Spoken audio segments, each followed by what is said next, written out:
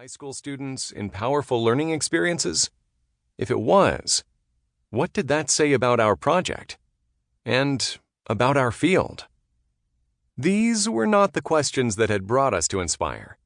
We began 2010 in an optimistic frame of mind, having secured a small grant to study a range of successful American public high schools, particularly, but not exclusively, those serving disadvantaged students, and try to understand what made them tick.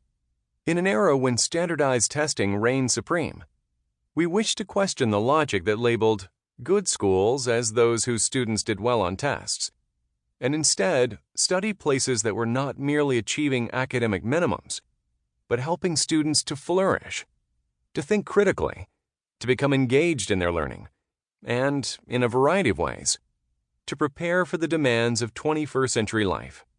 Since we suspected that the answers to these questions might be multiple rather than single, we wanted to capture a variety of different approaches to achieving these goals. We would visit schools that varied widely in pedagogical approaches, governance, and design, including traditional comprehensive high schools, charter schools, magnet schools, pedagogically traditional and pedagogically progressive schools, urban schools, and suburban schools.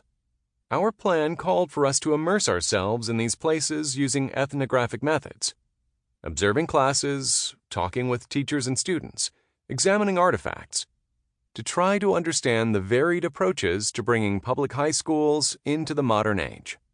The timing for such a study was ripe. While there had been a spate of studies on high schools in the 1980s, captured in classic works such as Sizer's Horace's Compromise, Lawrence Lightfoot's The Good High School, Powell et al.'s The Shopping Mall High School, and Goodlad's A Place Called School, shifting trends in scholarship had moved away from the kind of holistic and humanistic perspectives that characterized this well-known work.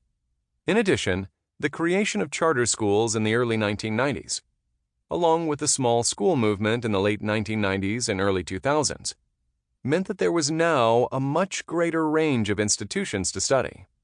We also wanted to tap into the increasing public desire to improve high schools, which many had come to see as the final and most challenging frontier of K-12 school reform. While there had been some progress in student achievement in math and reading in 4th and 8th grades over the past several decades, high school achievement in math and reading in the United States has been flat.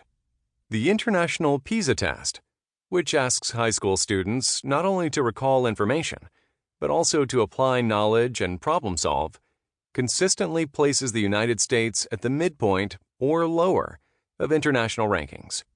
Data also consistently demonstrate that the longer students are in school, the less engaged they feel. 75% of 5th graders feel engaged by school, but only 32% of 11th graders feel similarly. Since this range of indicators suggested that high school continues to be the hardest place to make progress, we were hoping to study break the mold high schools to understand what it would take to create engaging, equitable, and intellectually vibrant learning environments for all adolescents. The problem was finding such schools. Inspire was not an exception. At school after school, as we shadowed students through their days, we found gaps between aspirations and realities.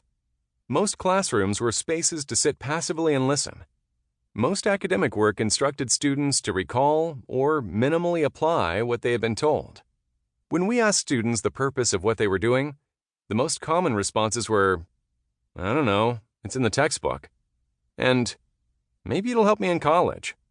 We had seen such lackluster classrooms before, of course, but these were in highly recommended schools where we had hoped to find a model that would transcend the norm. All too often, things looked the way they had at Inspire: big ambitions and significant struggles. So, what to do? One option was to abandon the project. There would be some funding wasted and some time squandered, but perhaps better to accept the sunk costs and move on. A second option was to turn our project into an indictment of the American education system.